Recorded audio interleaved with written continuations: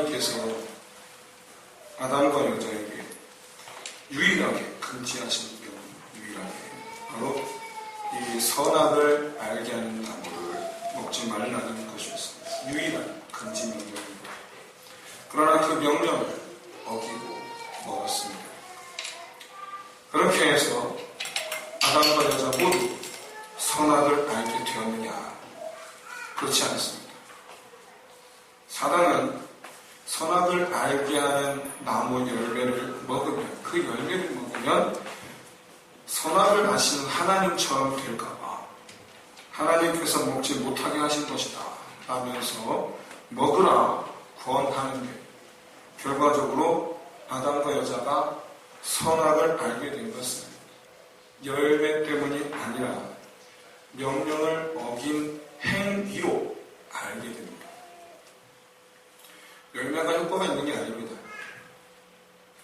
하나님께서 어떤 나무의 열매를 선악을 알게 하는 나무의 열매다라고 말씀하시면서 그것을 먹으면 반드시 죽으리라 라고 말씀하신 것은 그 열매를 먹으면 선악을 알게 되고 그 결과를 알게 될 것이기 때문입니다. 열매가 효력이 있어서가 아니라 먹지 말라는 명령 때문에 어김으로 알게 된다는 거예요. 어김으로. 결과적으로 최초의 사람은 무엇이 선이고 무엇이 악인지를 알았습니다. 하나님께 순종하면 선이고 하나님께 불순종하면 악입니다. 그게 선과 악입니다. 불순종하지 않았던 때에는 무엇이 악인지 무엇이 선인지 구분을 못했습니다. 왜냐하면 모든 것이 다 선이었을 뿐이었기 때문에, 내가 하는 모든 일이 다 선이었을 뿐이기 때문에. 하지만 악을 알게 되는 순간, 즉 불순종을 하게 되는 순간, 순종과 불순종의 결과 차이를 알게 됩니다. 선만 알았을 때 누렸던 생명 사라졌습니다. 악을 알게 됨으로 찾아온 죽음을 맛보게 됩니다. 그렇게 선과 악을 알게 되었지만 결과적으로 이제 영원한 죽음 아래 거하게 된 사람에게 하나님은 한 가지 예언을 남기셨습니다. 엄밀히 말해서 사람에게 하신 예언이 아니고 사단에게 하신 예언입니다. 바로 예수님의 십자가 사건입니다. 하나님은 사단의 계획을 간파하셨습니다. 그래서 여자의 후손을 보내셔서 사단의 계획을, 즉 네 머리를 밟을 것이라. 여자의 후손이 네 머리를 밟을 것이라. 그의 계획을 깨뜨릴 것을 선언하셨습니다.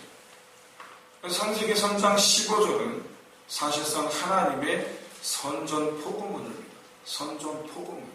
내가 너와 싸우리라. 죄는 사단 때문에 우리 안에 심겨졌습니다. 제가 사단 핑계를 대라는 게 아니에요. 사단은 사람에게 선택지를 주었을 뿐이고 결국에 선택하여 받아들인 것은 사람이기 때문에 그 죄에 대한 책임을 져야 하는 것은 사단만이 아니라 사람 역시 책임을 져야 합니다. 다만 그 죄의 기원을 생각한다면 당연히 하나님의 이 싸움의 대상은 사람이 아니라 사단일 수밖에 없습니다.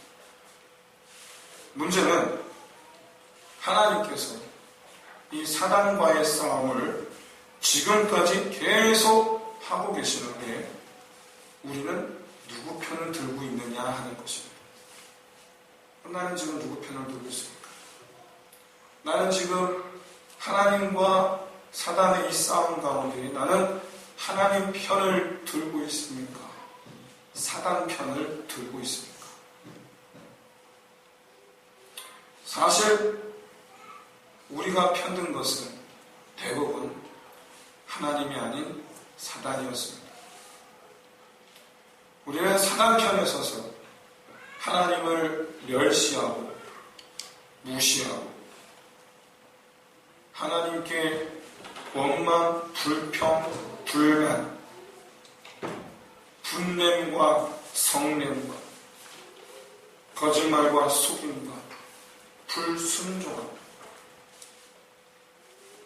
그러려면 보십시오. 그런데도 불구하고 하나님은 사단과의 싸움을 멈추지를 않으십니다. 보통은 내가 너를 위해서 싸우는데 너는 누구 편을 드느냐? 관두라! 할 터인데. 그런데 우리 하나님은 하나님 편을 안 드는데 그래도 끝까지 사단과 싸우십니다. 왜냐하면 우리를 살려야겠다는 마음밖에 없으시기 때문에 그렇습니다. 우리를 살려야 한다. 너를 내가 이대로 둘 수가 없다. 우리는 죽음 안에 있습니다. 하나님께서 사단과 싸우실 계획을 세우신 것은 결국 죽음에 처한 사람을 건져내시기 위해서입니다. 하나님 이 뜻을 나타내신 것이 바로 가죽옷입니다. 에덴 동산은 하나님과 함께 거하는 곳입니다. 그러나 범죄함으로 하나님과 함께 할 수 없게 되어 우리가 에덴 동산에서 사람이 쫓겨나게 됐습니다. 문제는 에덴 동산에 있을 때에는 옷을 입지 않았는데 에덴 동산 밖으로 나가게 되니 옷이 필요하게 되었다 라는 것처럼 지금 말씀하는 것으로 보인다는 것입니다. 그러한가? 일단 이 말씀에서 알 수 있는 한 가지 사실이 있습니다. 팩트 한 가지 알 수가 있어요. 바로 무엇이냐면 에덴 동산 안에서는 옷이 필요하지 않을 만큼 사람에게 모든 것이 다 맞추어져 있었다는 거예요. 사람에게 맞추어진 환경이었다. 근데 에덴 동산 밖은 사람에게 맞추어져 있지 않아요. 사람이 맞추어야 해요. 이 사실은 우리가 지금 현재 에덴 동산 밖에서 살고 있는 우리가 너무나 잘 아는 사실이죠. 춥고 덥고. 그런데 여기서 한 가지 의아한 점. 왜 가죽옷이냐라는 거예요. 왜 가죽옷이냐. 하필. 여러분 엄밀히 말해서 에덴 동산 밖이라 할지라도 사람 짐승이 없습니다. 아시다시피 하나님께서 이 모든 생명사의 성경대로예요. 성경대로 말씀드리면 그래요. 생명 사이의 모든 생명, 하늘에 지은 것들이나 땅에 지은 것들이나 저 바다에 지은 것들이나 사람이나 모든 생명 사이에 육식을 허락하신 것은 노아의 홍수 이후입니다. 이후에 다 풀먹었습니다. 아담 시대에는 육식이 없어요. 말하자면 상처를 입을까봐 가죽옷을 지어주신 게 아니에요. 상처를 받을까, 상처 입을까봐 주신 게 아니다. 역설적으로 무엇을 우리가 가르쳐주느냐? 하나님의 창조 이후 모든 생명이 피 흘리는 일이 없었다라는 것을 말해줘요.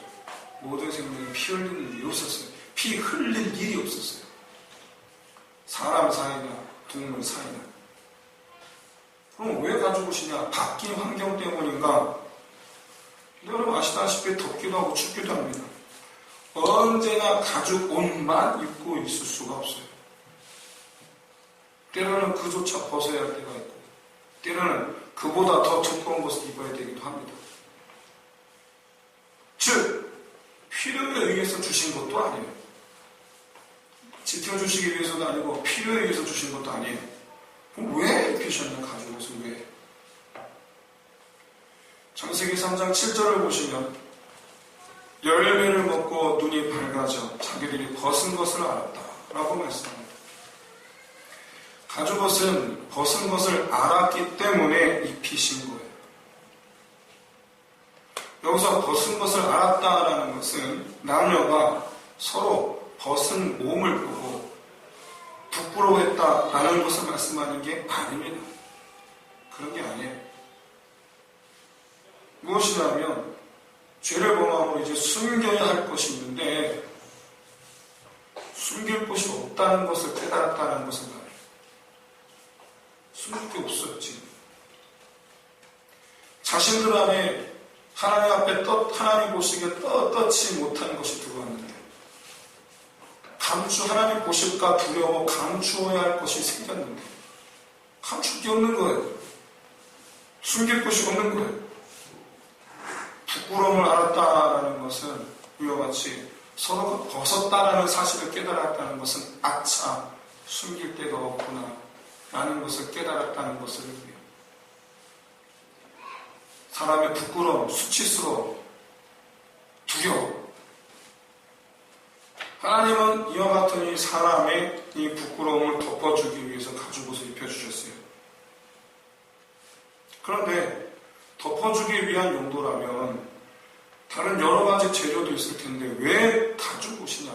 가죽은 뭐로부터 납니까? 짐승. 이는 이 가죽옷은 사람을 위해서 희생한 어떤 짐승이 있다는 것을 말해줍니다. 사람을 위해서 자기 피를 흘리고 자기 살 가죽을 내어준 짐승이 있다는 것을 말해줍니다. 이쯤 되면 여러분은 깊은 어떤 영성이 있으신 분은 다 아실 거예요. 이 짐승이 뭡니까? 성경에 말 안 해줘도 우리는 알 거예요. 이 짐승이 뭡니까? 다 같이 하나 둘 셋. 할렐루야. 양이 막 성경 얘기 안 해줘도 알아요. 양이 어린 양 대신 예수 그리스도의 십자가 은혜를 상징하는 것입니다. 오늘 본문 한번 여러분 보십시오. 사람이 스스로 가죽옷을 지어 있는 게 아닙니다. 하나님께서 지어 입히시는 겁니다. 이를 하나님께서 창조의 능력으로 가죽옷을 만드셔서 입히시는 게 아니고 하나님께서 짐승을 잡았어. 그 짐승 가죽으로 옷을 만드셔서 입힌 것을 말씀합니다. 말하자면 사람의 구원은 오직 하나님의 은혜로만 이루어지는 일이라는 것을 보여줍니다. 이 가죽옷은 하나님께서 반드시 그렇게 하시겠다라는 의지의 표현이죠. 동시에 창세기 3장 15절의 말씀, 사단에게 선포하신 것, 그것을 내가 반드시 이루리라는 것을 사람에게 보여주신 거예요. 창세기 3장 15절 말씀대로 자기 아들을, 여자의 후손 자기 아들을 어린 양으로 삼으셔서 그 살을 찢으시고 피를 흘리게 하셔서 그의 몸으로 우리를 덮어주셨어요. 이것이 우리가 조금 전에 행한 성찬식의 의미입니다. 사랑하는 성도 여러분, 가죽옷은 지킴이 아니라 생명을 부어주심을 뜻해요. 이 모든 것이 부끄러운 죄를 범하였으나 그럼에도 불구하고 우리를 사랑하셨기에 행하시는 이 하나님의 사랑을 가리킵니다. 여러분 근데 한번 상상해 보세요. 부끄러워 숨었는데 그런 아담과 하와를 불러내셔서 자기 앞에 세우시고 가죽옷을 딱 입혀주세요. 목사님들 안수받고 강도사 시절에 시험 봐서 합격하면 목사 안수 받습니다. 다 가운 입혀요. 이렇게 임직받아서 장로 임직할 때 다 가운을 받아요. 왜 가운 혹시 입히는지 혹시 아십니까? 왜 가운을 입히는지 혹시 아십니까? 여러분 가운의 의미를 알면 높아져서 절대로 안 돼요. 가운을 입히는 이유는 바로 이거예요. 입는 자, 가운을 입는 자 어떤 사람입니까? 목사가 됐어요. 장로가 됐어요. 그런데 입는 자 어떤 사람입니까? 죄인이에요. 근데 그걸 덮어주고 뭐 하라고요?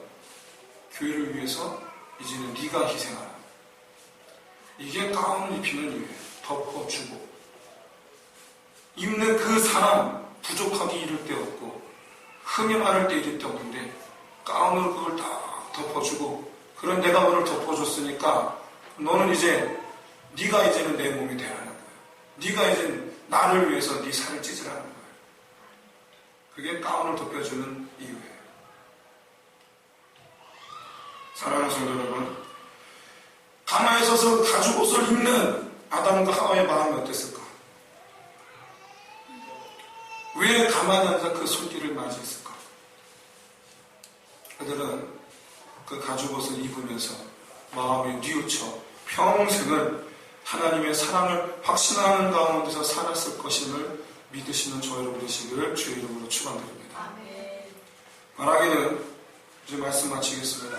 바라기는 우리에게 가죽옷을 입히고자 하시는 이 하나님의 손길을 뿌리치지 말고 가만히 입히시는 하나님의 손길을 맞이하는 저와 여러분 되시기를 진심으로 소원합니다. 우리 함께 이 시간 이 찬양 드리면서 우리 함께 기도하십니다.